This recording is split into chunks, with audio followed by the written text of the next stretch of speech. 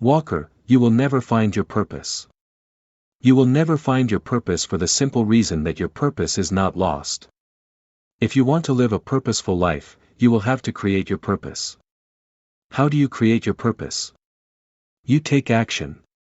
You try things. You fail. You pursue excellence in your endeavors and you endure pain. The pursuit of excellence forces you beyond what you already know, and in this way you come to better understand the world. You do this not once, not twice, not 3 times, but 3,000 times, you make it a habit. Through action, you learn what you are capable of doing and you sense what you are capable of becoming. You are, right now, in the process of developing your vocation. You are doing this not because you are working in the concrete industry, counseling your fellow veterans, or reading to your children. You are developing your vocation because, as you wrote to me the other day, you are learning in all of these endeavors. You're learning a new job. You're learning what it's like to help others again, rather than be on the receiving end of help. You've always loved your children, but now you're making a more sustained effort to be a good father every day and night. This is how vocations are created. You act and achieve a small victory. This feels good. It reinforces your commitment. You act again. And maybe you fail this time. A defeat leads to learning, which leads to better action, which is followed by another small victory, which again reinforces your commitment. This cycle, repeated again and again, inches you closer and closer, minute by minute, day by day, to developing your vocation. Slowly you create your passionate purpose through consistent, excellent work. When we do work, we too often think of it as a one-way affair. People think, I woke up and built a fence, or taught a class, or saw a patient, I made dinner for my family.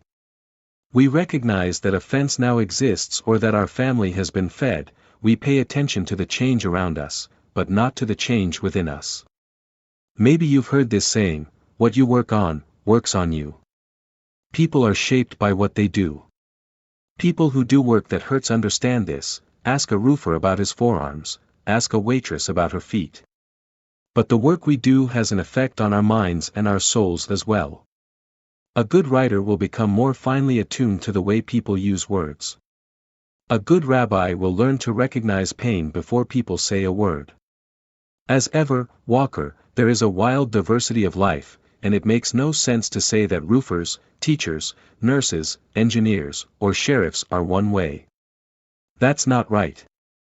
The point is that what you do will shape you as much as it shapes the world you live in. What shape do you want that to be? How is the work you are doing today shaping who you will be tomorrow? The word vocation comes from the Latin vocare, to call. To have a vacation, then, is to have work that you feel you have been called to. The notion of a calling has religious roots. It originally meant a call from God. Today, many people still testify that they feel called by a higher power to the work they do.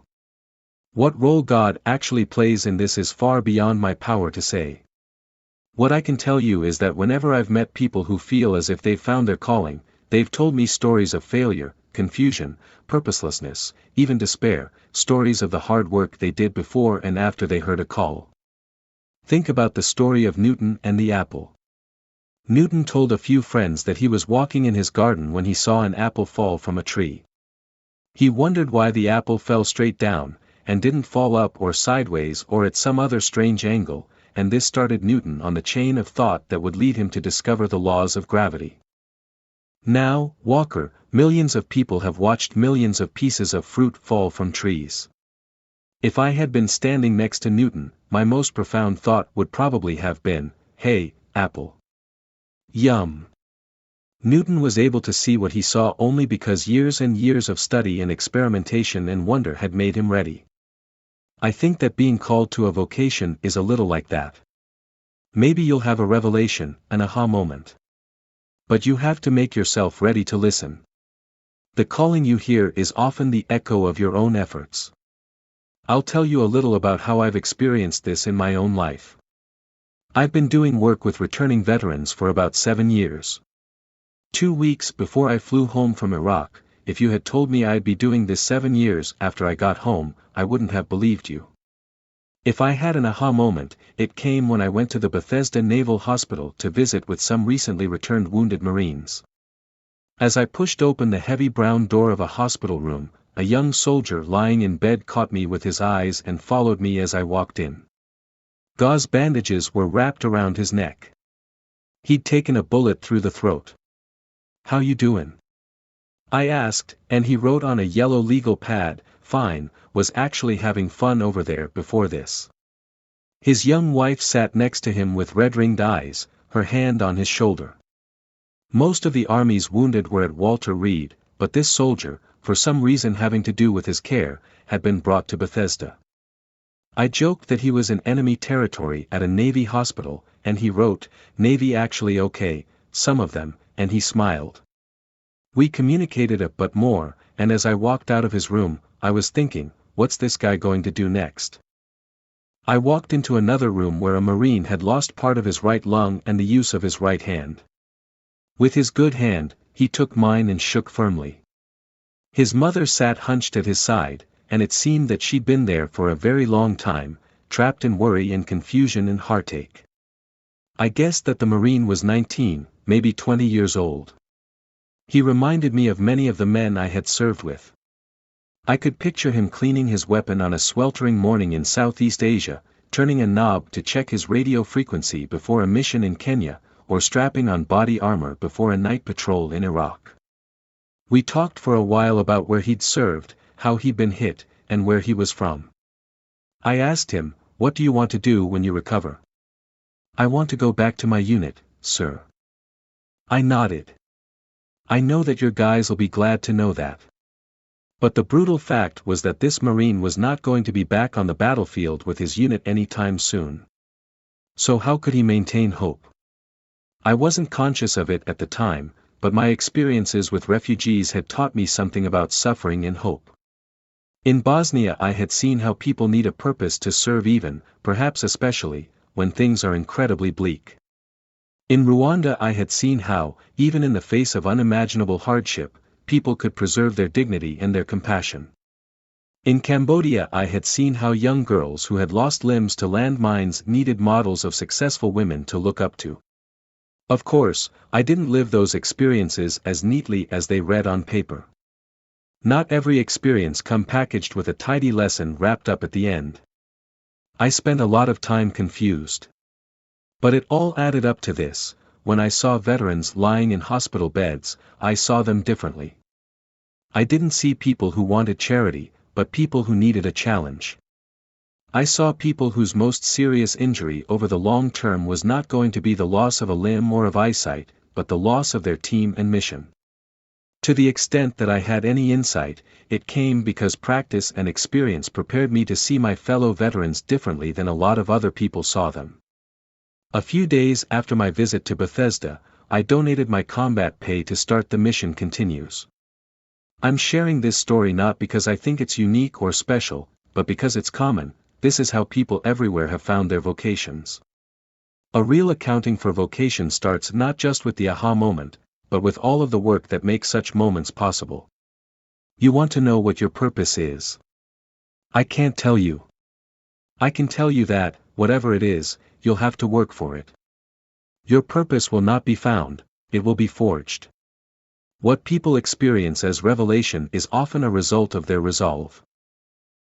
The greatest definition of a vocation I've ever heard was offered by Reverend Peter Gomez. He said that your vocation is the place where your great joy meets the world's great need.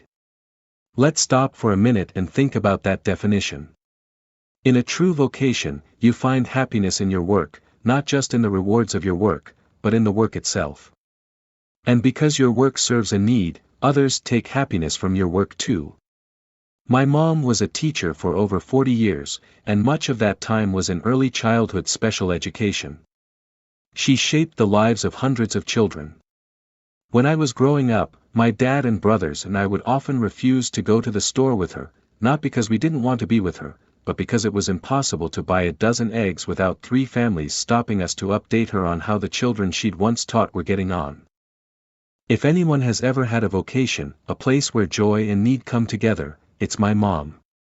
Her work was often difficult, frustrating, sometimes infuriating on a day-to-day basis. But over the years she was sustained by joy. Your vocation can be, and should be, a source of joy for you. It's part of what sustains you.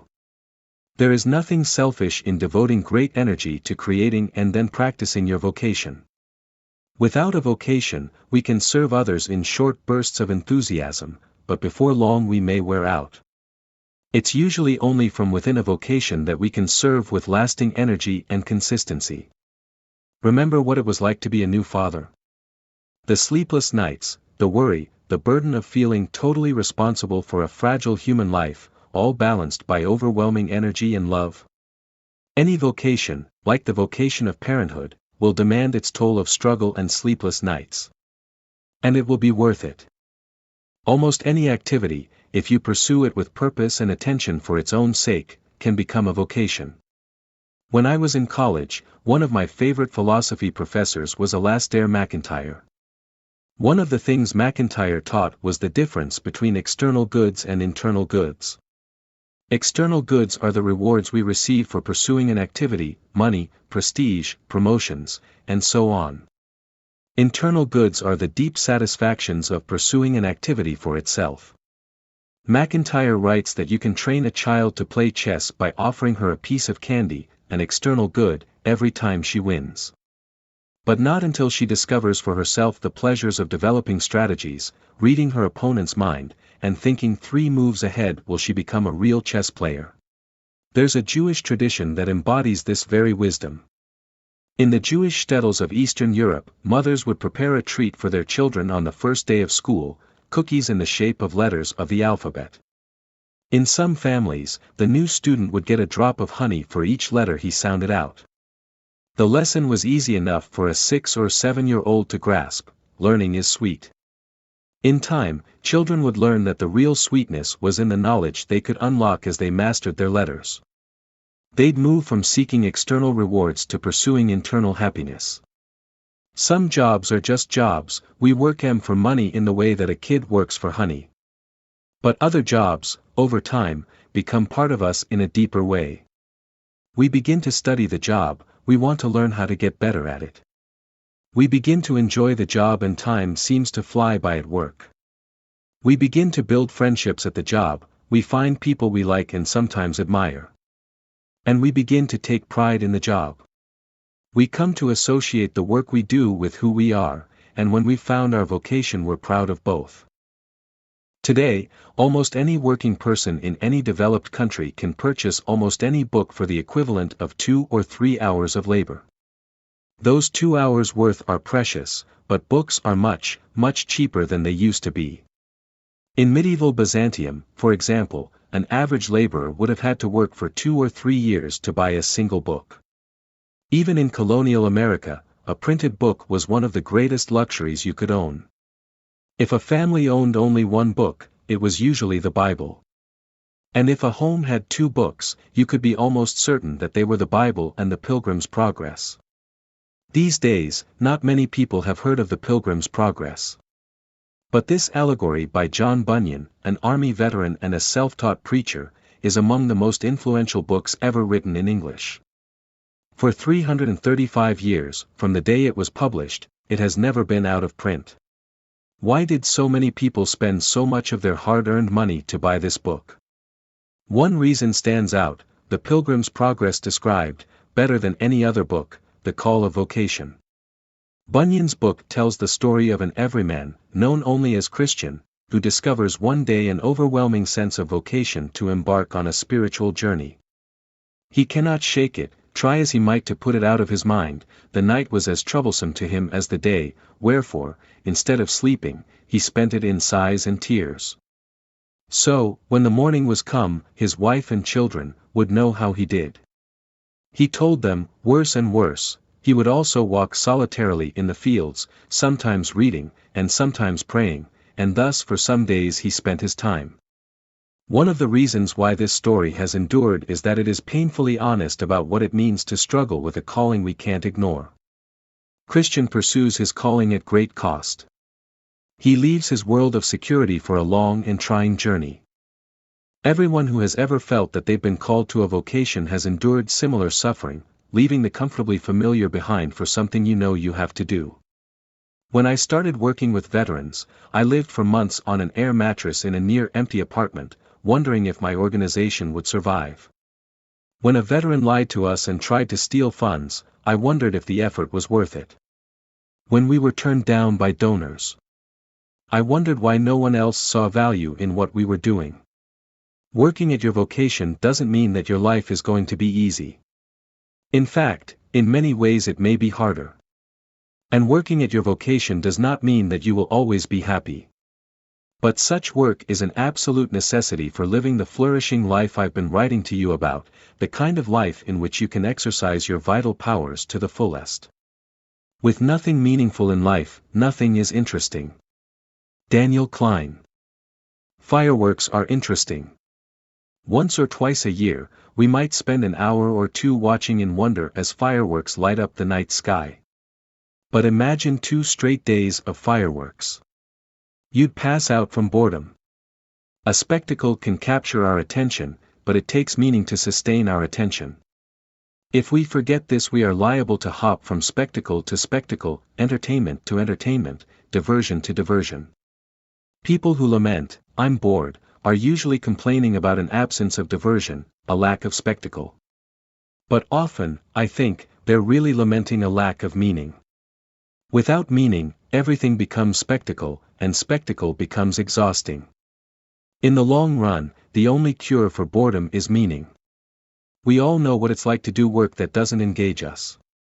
Everything, the thought that you need to wash the dishes, a movement in the corner of your eye, becomes a distraction. In response, distracted people often try to eliminate distractions. They create processes, rules, or tricks to help them do their work. This is helpful sometimes. But much of the time, the drive to kill distractions can be a huge distraction itself. There will always be distractions in life. We can be unnerved even by the sound of silence. Focus comes not from working without distractions, but with a devotion so intense that distractions fall from our awareness. When we see people whose talents lie fallow, whose energy is engaged in pursuits they see as trivial, or worse, in pursuits others see as destructive, the problem usually isn't that they have too many distractions. The problem is that they have too few devotions. I am a creature of God and you are a creature of God. My work may be in the city, yours is perhaps in the field. As you rise early to your work, so I rise early to my work. As you do not claim that your work is superior to mine, so I do not claim that mine is superior to yours. And should one say, I do more important work and the other less important work, we have already learned, more or less, it does not matter, so long as the heart is turned toward heaven. Talmud. Someone's vocation might be to make herself into an outstanding grandmother, a great coconut farmer, or a professional skier. There are poets, doctors, truckers, bankers, actors, cops, cooks, and teachers whose days fly by in a blur because they are in love with what they do. There are also neurosurgeons, astrophysicists, carpenters, hairdressers, and law partners who sullenly punch in every morning and watch the clock all day. Just as any work can be made into a miserable bore, any vocation can be a source of joy if it's pursued with passion and a love of excellence. One of the things that's hard for you now, Walker, is that you are leaving a well-understood and almost universally admired profession, in your case that of Navy SEAL, and you wonder, will I ever do anything as worthy again? That's true for a lot of veterans. It's possible to get stuck there. The question is, where will your joy meet the world's need? As a coach? A father? A business owner? As you think about this, you should also be aware of a few prejudices that cloud how we think about vocations. First, we have in our culture a long-standing prejudice that places the professor above the plumber, the sage ahead of the salesman, and the abstract before the practical. It's one of the reasons why, today, many parents push their kids to become knowledge workers instead of artisans, even though the life of a skilled artisan often offers more prospects for freedom, satisfaction, and self-governance than that of many kids who end up stuck at a desk, drowning in debt, and afraid to offend their boss. Another prejudice is that we often treat public service work as inherently more noble than the work of those who make service possible by building businesses and creating wealth. Almost every occupation can be a site of service if pursued with compassion. Conversely, people can treat any occupation selfishly, no matter how public-spirited the job title. I think that we confuse ourselves when we make service the exclusive domain of certain professions. I admire many cops, teachers, nurses, and soldiers. I also admire many janitors, receptionists, launderers, and barbers. Nobility in work lies not so much in the work that we do, but in the excellence we bring to it. We hurt ourselves as a society when we imagine that service is something that select people choose to do, rather than the expectation of every citizen. Is your service over because you left the military? I don't think so. At the same time, it's important to realize that our vocations may be different from our jobs. My dad, for example, worked for the Department of Agriculture. I know that he took pride in doing his work well. But I also know that my grandfather died when my dad was 6 years old. Growing up without a father, my dad swore he'd be a father to his sons. He often left the house around 4:30 a.m. so that he could put in a day's work and still be home when we come home from school. He coached our teams. In many ways, being a father was my dad's vocation. I think it's nearly impossible to know anyone's real vocation unless you really know them, and it's often a mistake to assume that what someone gets paid to do is the same as her life's work. People are complex and multilayered. Get to know them and you'll often find that their devotions differ from what you see them do. You may also find that they harbor reserves of courage and energy that you have never seen. There are many beautifully diverse ways to live a good life, and you'll create one again. Many people, in companies, on athletic fields, even in classroom, speak about their work in the language of warfare. To them, the idea of the warrior suggests strength and conquest. They go to war with their competitors, tell their colleagues to fight like soldiers, and imagine that their leaders are generals. They can forget that what makes a warrior is not a weapon, a uniform, or a unit, but a cause worthy of sacrifice. Rosa Parks, Mahatma Gandhi, Mother Teresa. They aren't often thought of as warriors, but they endured more hardship and inspired more courageous commitment than most generals. If people want to talk like warriors, they also have to embrace the true warrior's purpose, serving something greater than yourself. Walker, when you joined the American military, you didn't take an oath to be a warrior. Everyone you served with took an oath to be a soldier or sailor or airman or marine who would support and defend the Constitution of the United States. When you joined the military, you pledged to serve something larger than yourself. The warrior is not supreme. The warrior is a servant. If you're going to be a warrior, what are you going to serve? Resilience is often strengthened by a sense of service. If you're going to be resilient, what are you going to be resilient for? This is why having a vocation often strengthens resilience. Your devotion gives you something worth sacrificing for. Your desire to become excellent gives you a reason to develop your habits of mind, body, and spirit. When I think of the Bosnian refugees who found purpose in the camps by caring for their families, when I think of the SEAL trainees who made it through Hell Week by stepping outside their own pain and fear to help the men beside them, when I think of the veterans who came home from war and found a new purpose in service, I'm reminded of what Nietzsche said, "He who has a why to live for can beat almost anyhow." If there is a purpose behind your pain, you can find a way through it. For all of us, developing a vocation helps to define and create that sense of purpose. I think that you and I talked about Joseph Campbell once before. I really hope you'll pick up a book by him, Walker. He's helped 2 generations to understand the idea of the hero's journey. I'd recommend The Power of Myth, a book that's really the record of a long conversation. Campbell was a scholar of mythology, and his big idea was that the myths of the world's cultures often tell a single, unified story. Though the surface details vary from culture to culture, the essential story remains the same: the journey of a hero who passes from ordinary life through a series of trials and finally returns to serve his people. Here's how Campbell summarized this recurring myth: a hero ventures forth from the world of common day into a region of supernatural wonder, fabulous forces are there encountered and a decisive victory is won. The hero comes back from this mysterious adventure with the power to bestow boons on his fellow man. Communities spread across space and time seem compelled to tell versions of this story. We see its landmarks, such as the hero's call to adventure, or his symbolic death and rebirth, in everything from epic poetry to movies, from Odysseus to Luke Skywalker. Given what we're talking about, having a vocation, one aspect of the hero's journey is especially important for you to grasp. The ultimate aim of the quest, wrote Campbell, must be neither release nor ecstasy for oneself, but the wisdom and the power to serve others. The hero engages in self-discovery and self-creation so that he can ultimately be more useful to others. The hero's journey gives him the power to serve and he returns to use that power. Of course, we live in the real world, not the world of myth. But diverse communities wouldn't tell and retell variations of this story if it didn't express something true about human possibilities. And at the crux of the hero's journey is this: the decision to return and serve. That's the real test of heroism, and that's where your story is now, Walker. You left your world, you saw and experienced things that would have changed anyone, and you've come back. What have you brought with you?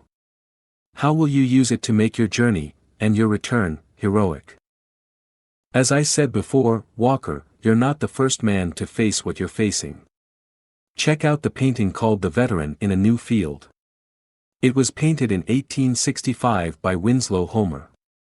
The Civil War had ended. Robert E. Lee had surrendered. Lincoln was dead. Thousands of veterans had made their way back to their farms. This veteran, too, had headed straight for his field. He had tossed his military jacket and canteen behind him in the lower right, though you may not be able to see them here, there are some dark undertones. The farmer's scythe and the cut stalks remind us of the Grim Reaper, and of the hundreds of thousands of this man's fellow veterans who had given their lives in fields like this. At the same time, look at that field. There's a big, beautiful crop in front of him. Wheat up to his ears. The sky in the actual painting couldn't be a more brilliant blue. A man who ventured to fight far from home has returned to bring in the harvest. Is it too simple to see hardship behind him, and hard-won hope in front of him? Is it too simple for us to see the same things in our lives? And finally, Walker, as we think about hardship and heroism and meaning and engagement, let's also remember fun. Think about your kids. They're a ton of fun, aren't they? Children play sports. They learn new instruments. They read. They try new things. They learn. They build skills. They laugh. And then, without our really noticing or deciding, this all slows down and grinds to a halt in too many lives. Not long after our bodies stop growing, our minds and skills stop growing too. Part of what the old admire and sometimes envy in children is their energy, their curiosity, the fun they have, and their sense of wonder about the world. Where does all of that wonder come from?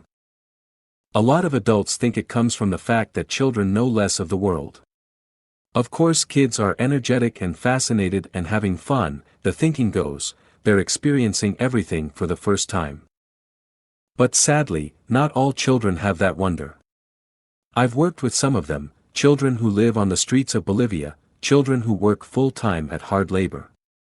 So consider this: maybe children don't have these qualities because they are young. Maybe they have them because of how their young lives are structured. Energy, curiosity, and wonder are not products of age. They're byproducts of what we do. Just as those qualities are not universally alive in children, they're not universally dead in adults. Think about your own kids, Walker. They can be lost for hours in play and make-believe. Is that work saving the world? Certainly not. Not directly. So let's remember that much of the satisfaction we take in what we do comes from something other than its importance.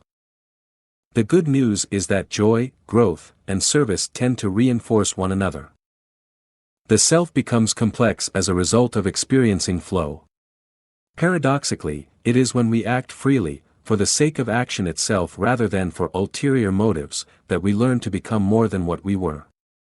When we choose a goal and invest ourselves in it to the limits of our concentration, whatever we do will be enjoyable. And once we have tasted this joy, we will redouble our efforts to taste it again. This is the way the self grows. Flow is important both because it makes the present instant more enjoyable, and because it builds the self-confidence that allows us to develop skills and make significant contributions to humankind. Mihai Csikszentmihalyi. You have significant contributions to make, my friend, and I hope that developing your vocation will bring you a lot of joy as well.